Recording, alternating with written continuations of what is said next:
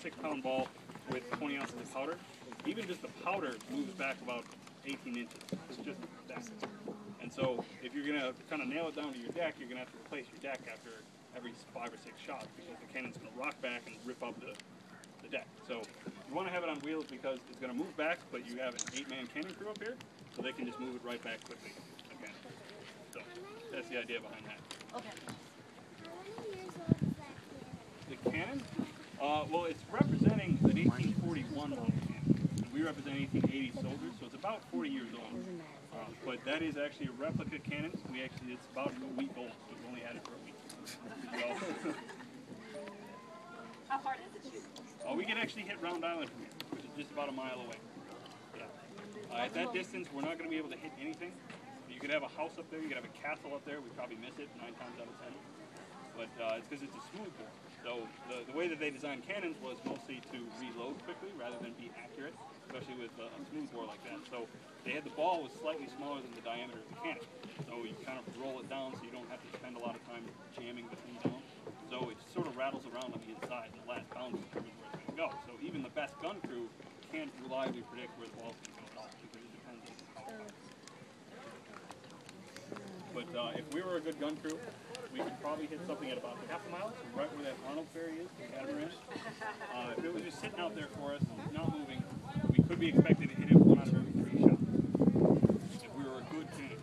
And we wouldn't, because we're infantry soldiers. We wouldn't be trained to use guns in combat at all. So, they don't say that. yeah. So we'd be doing a lot of salute firing, but in the 1880s we weren't really expecting to fire anything on that. There was really no threat to die. We had been protecting the fur trade up until about the 1830s. By the 1830s and 40s, it had all but died out. It moved out west farther. So people were going after more buffalo type skins and things like that. And it was less concentrated around the lake. They also had steam locomotives and things like that, so they didn't have to transport them on canoes around here.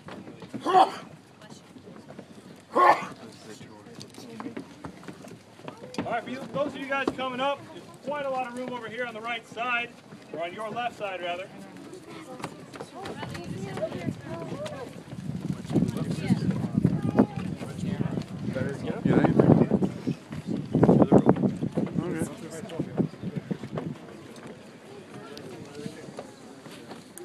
We're not going to fire a cannonball or anything like that.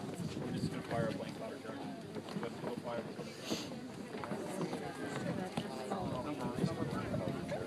Hear it? I'm right here, okay?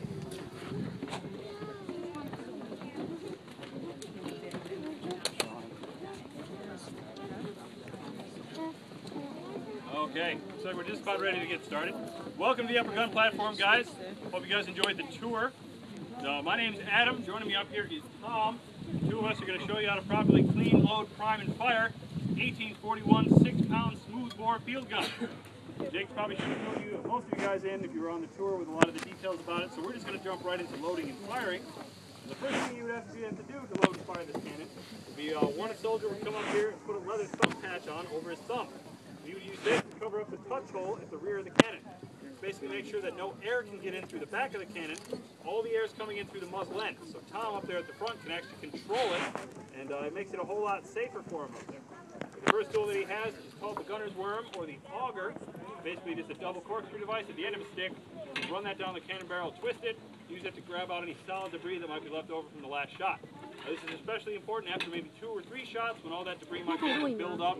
Plug up the touch hole. If you do that, you won't be able to fire the cannon. So the idea is to get that debris out of there, and then so we can load in our charge. Now the next tool is the most important one that we have. It's called the wet swab, and its job is basically to extinguish sparks inside the cannon barrel. It does this in 2 ways. One, you saw him dunk it in that bucket of water. So introducing moisture to the barrel is a good way to help extinguish sparks, but it also, with my thumb stalling, creates a vacuum. You can hear the sound of that vacuum collapsing back there. That was that little pop. And so it's sort of like putting a glass over a lit candle. Once all the air is gone, there's nothing left for it to burn. So by creating that vacuum inside there, we asphyxiate all the sparks that are left in it. So now we should be safe loading our powder charge, which for you guys today is 3 ounces of black powder wrapped in that historically accurate Reynolds Wrap aluminum foil. We use the aluminum foil rather than a canvas or muslin bag, which they would have done back in the 1880s. Because it's a little bit safer, it disintegrates more readily, and it doesn't burn quite as long. So Marquette Park really appreciates when we don't fire bags of flaming debris onto their park, and we do too. But Tom's got another safety compromise there in a crooked ramrod. In the 1880s, they actually would have had a straight ramrod mounted on the other side of the wet swab. But this allows him to stand off to the side of the muzzle while he's tamping down on live gunpowder, which is a better place to be than directly in front of the muzzle, which is where you'd be with a straight ramrod. So, we're ready to roll this into firing position now.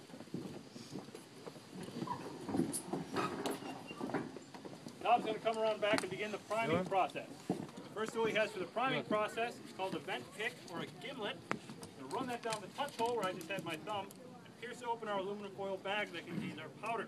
This exposes the powder in the cannon to our ignition device, which is called a friction primer, very original.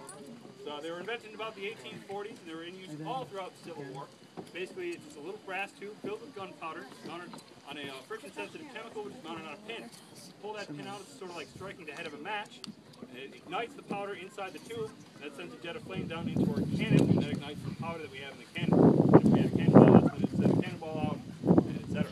But these are a whole lot more reliable than the old method, which was just pouring loose gunpowder down the touch hole and then lighting it with a match. And there are a couple problems with that. One, if it's windy or snowy or raining or anything like that, it could dampen the powder or scatter it. It wouldn't be very useful.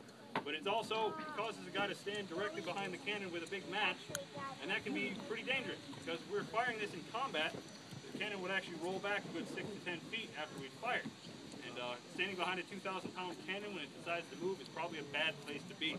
So with this, it's mounted on the lanyard, which allows Tom not only the leverage to pull that pin, but also to stand well off to the side of the cannon because this would be a very dangerous place to be if we're firing in combat.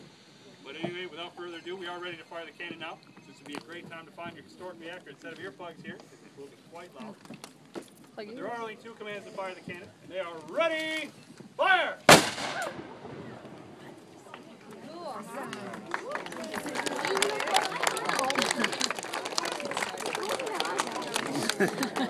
Is that loud? Thank you very much.